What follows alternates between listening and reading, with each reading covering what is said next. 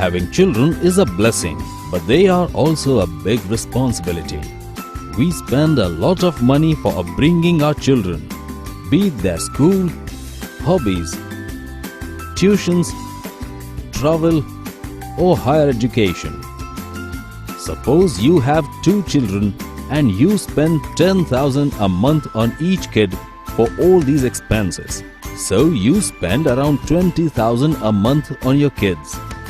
Now you adopt a 3rd child and spend the same amount of money on him too, to give him a better life. After 25 years, your 2 children go away to start their own lives and build their careers. But the 3rd kid remains with you and comes to you with rupees 3.2 crore for your retirement. How is that possible? The 3rd child is nothing but an SIP. If, while upbringing your children, you start an SIP in mutual funds and treat the investment as your 3rd child, it will be your pillar of support after your retirement.